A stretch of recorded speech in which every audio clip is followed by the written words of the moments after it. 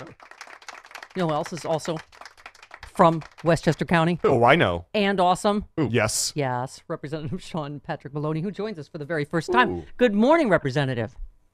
Good morning. Was that a good train conductor? I think it was pretty. That was pretty good. I'm a little partial to the Cold Spring stop, but yeah. This is Cold Springs. Okay. And Representative Maloney, thank you for your patriotism. Yonkers coming up. Well, I got to say, you were so great in that. It's nice to meet you finally. You were so great in the House hearings, and you must just be shaking your head every second with these Trump lawyers' arguments. It's a legal and constitutional disaster, isn't it? Yeah, well, and, thank you for what you said. It's very nice. I mean, it does remind me a little bit of the attitude of Gordon Sondland, which made me want to, challenge him. It's because, I don't know about you, I'm getting a little sick of smug, powerful people and billionaires thinking that the rules don't apply to them. And the Senate arguments, in a way, are an elaborate way of saying, all the stuff we know matters and should apply to everybody doesn't apply to this guy. And I'm just not persuaded, and I hope the American people see through it.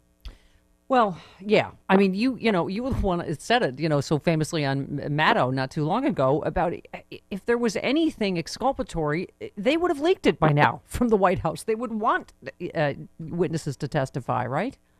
Exactly right. I mean, when is the time any piece of information that has come out since the beginning of this scandal around Labor Day that was favorable to the president? I mean, literally every fact adds another dimension to his misconduct, and we just know beyond doubt that the emails and the text messages and the documents, a mountain of them, the notes of all these people that the State Department is improperly withholding. We know that the testimony of people like Ms. Mulvaney and Bolton under oath is truthful. All is going to further prove that the president engaged in very serious misconduct. It's all going to come out sooner or later, by the way. So my advice to these senators is you better be prepared to explain yourselves when the last day comes, because we are going to understand all of this information, even if you can act, blind to it now. Well, as you tweeted, you said John Bolton's testimony would go to the very heart of this case, and he's made it crystal clear he's willing to speak under oath. The way I see it, Senate Republicans are out of excuses. Are they going to support our Constitution or a cover-up? And Representative, I'm sure you saw the latest polling. Fully 82% of Americans want to hear from Bolton, 70% of Republicans. And yet, sadly, today, this feels like it's going the way of the cynical punditry. That, yes, of course, they're just going to... although... Listen, McConnell said he had the votes the first time to hold this in the middle of the night, and he didn't. And clearly, the resistance is working in many instances. What is your take on it as we sit here today, going into Thursdays? My take on it is that in the end of the day, I think the mistake a guy like Mitch McConnell makes is he thinks this is all sort of symmetrical political gamesmanship. He thinks that this is sort of our equivalent of their nonsense Benghazi investigation. In other words, the old expression, thieves think all men steal. And from our perspective, there's a mountain of facts and evidence that need to be contended with. And if you just look at it with a fair mind, it is going to lead you to a pretty serious conclusion about what the President of the United States has been engaged in. And whether it's this president or any president, you should care about that. And so everything they've done is an effort to pretend that it doesn't matter. It's a so what defense. And I've said many times that so what is where our democracy goes to die. And watching guys like Alan Dershowitz just sort of, I think, just humiliate himself on the floor of the Senate with these over-the-top arguments. I mean, it's definitely his best work since getting OJ off. And I feel like the issues here are so fundamental to the health of our democracy that none of us should be confused about what's happening. They're letting someone pull the wool over their eyes, and I just sure hope if we lose this battle, we win the larger war for accountability by making sure these senators are held accountable by that 70-80% who say, well, they should hear witnesses and documents and do the right thing in a trial. Yeah. Well, and you also said something John Kelly and I can agree on, bring Bolton in. That's pretty stunning. He said, I think some of the conversations seem to be very inappropriate, but I wasn't there. I think there are people that were there that ought to be heard from. He said, I believe John Bolton.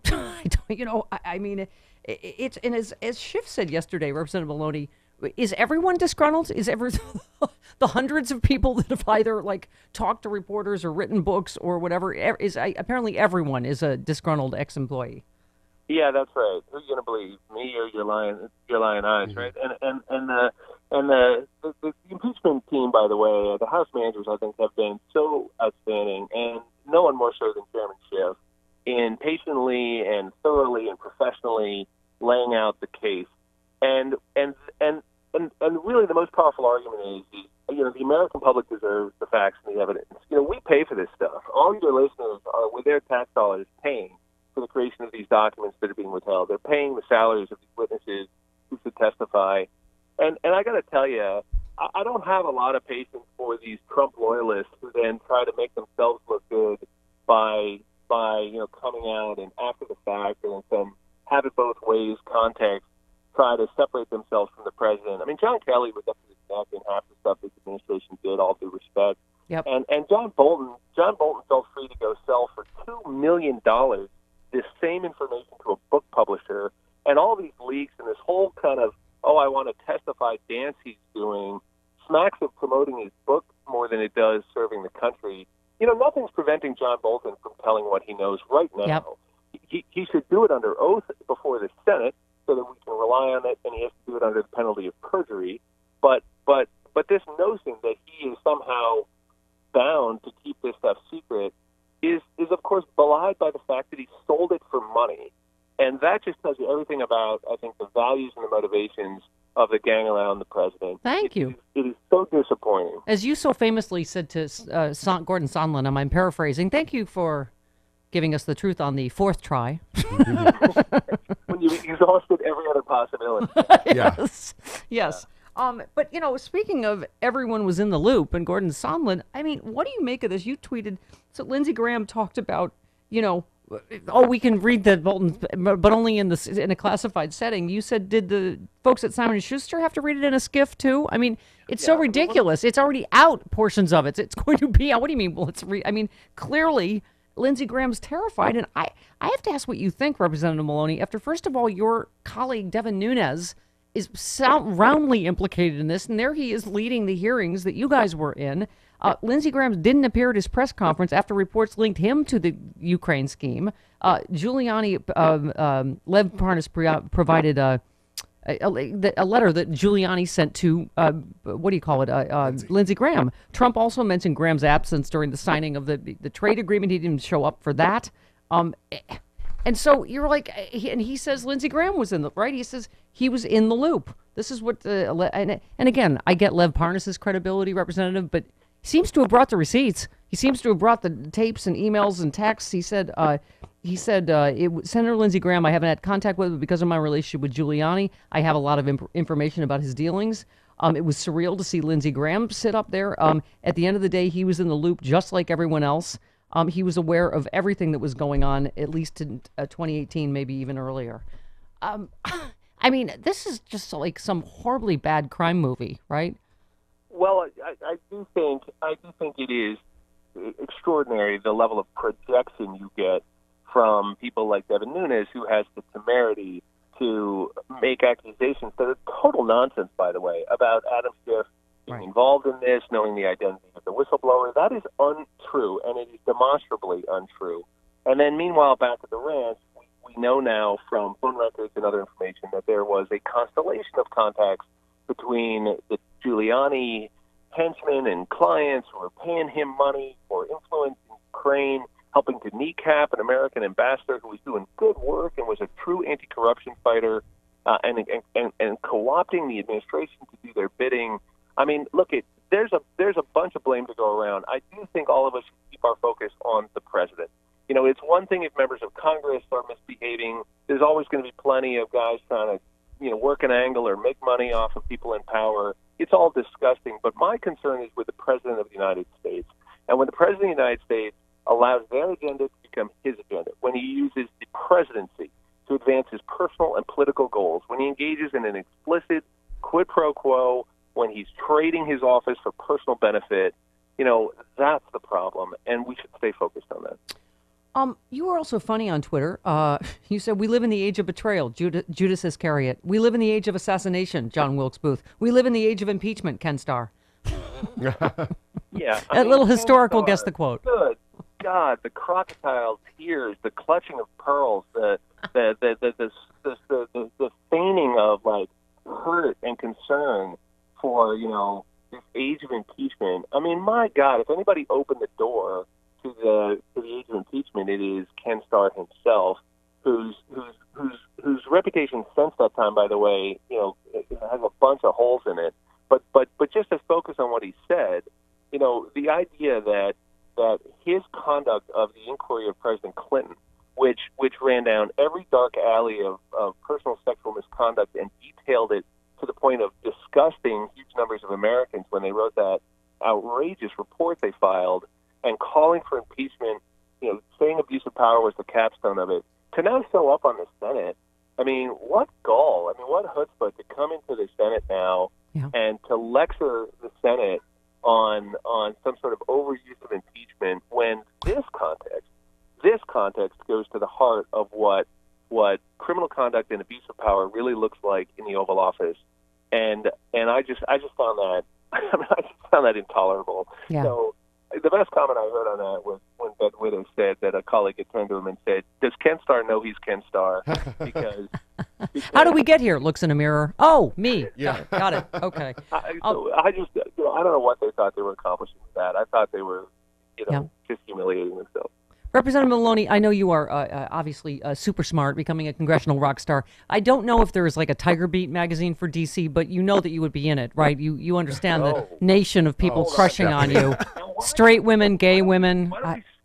Why don't we start with the important questions like this? We've wasted all this time. Right? You could have been just building up my ego. I'm going to come back every week. Can we do this? I have a straight woman friend that just will, despite your equally gorgeous husband and family, will not buy your gayness. Is determined that you will be hers.